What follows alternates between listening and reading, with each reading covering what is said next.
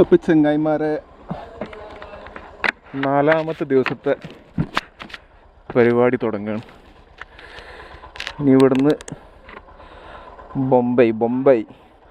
ബൊംബൈക്ക് ഏകദേശം 250 കിലോമീറ്റർ ഉണ്ട്. 11 മണിയായി സമയം. പിന്നെ ലഗേജൊക്കെ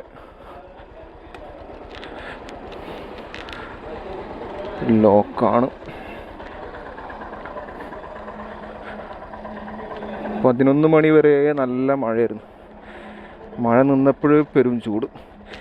ഏറ്റവും വലിയ ടാസ്ക് എന്താ വെച്ച് കഴിഞ്ഞാൽ ഈ 3 ബോക്സ് ഈ സാധനം റൂമിലേക്ക് കയറ്റി കൊണ്ടുപോവുക, പിറ്റേ ദിവസം റൂമിൽ നിന്ന് താഴത്തേക്ക് ഇറക്കുക. അതാണ് വലിയ ടാസ്ക്. ഇതിൻ്റെ ഞാൻ മാക്സിമം എല്ലാ സാധനവും ബോക്സിൻ്റെ ഉള്ളിൽ ആക്കിയതാണ്. ചില ആൾക്കാരാണ് ഇതിൻ്റെ പുറത്തും അവിടെയും ഇവിടെയൊക്കെ വെച്ച് കിട്ടിയിട്ട് എങ്ങനെയാണ് അതൊക്കെ മെയിൻറ്റെയിൻ ചെയ്യുന്നത് എനിക്കറിയില്ല. ഇതന്നെ എടുത്തു വെക്കാനുള്ള പാട്. പിന്നെ അപ്പം അങ്ങനെയൊക്കെയാണ് കാര്യങ്ങൾ. ഇതാണ് ഇന്നലെ എന്ന റൂം. കുഴപ്പമില്ലാത്ത റൂമാണ്. 500 രൂപ, 500 റുപ്യക്കുള്ള മുതലൊക്കെ ഉണ്ട്. അത്യാവശ്യം വൃത്തി കാര്യങ്ങൾ. വൈഫൈ ഉണ്ടായിരുന്നു. വൈഫൈയും ഭയങ്കര സ്പീഡ്. അതുകൊണ്ട് കുറേ വീഡിയോ ഒക്കെ എഡിറ്റ് ചെയ്യാൻ വേണ്ടി അങ്ങനെയും നേരം വൈകി. ഗോവയിൽ റൂം എടുത്ത് 800 റുപ്യ വൈഫൈ ചോദിച്ചിട്ട് തന്നില്ല. Bloody countries. പക്ഷെ നല്ലൊരു ചങ്ങായിട്ടാണ്. വൈഫൈ ഒക്കെ തന്ന് ബോക്സൊക്കെ മേലേക്ക് കൊണ്ടുവച്ചെന്ന്. ഭയ്യ ജാരാം.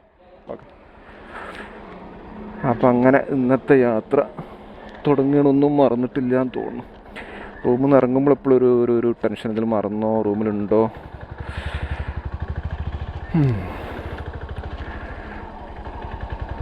ഈ ഒരു വെയിലും ഇങ്ങനെ നിന്ന് കിട്ടുകയാണെങ്കിൽ നല്ല സുഖമായിരുന്നു. ബോംബെ ടൗൺ ടച്ച് ചെയ്യാതെ പോവാനാണ് പ്ലാൻ. ബോംബെ ടൗൺ കയറി കഴിഞ്ഞാൽ ചിലപ്പം പണിയാവും. മീൻസ് കുറേ കറങ്ങേണ്ടി വരും.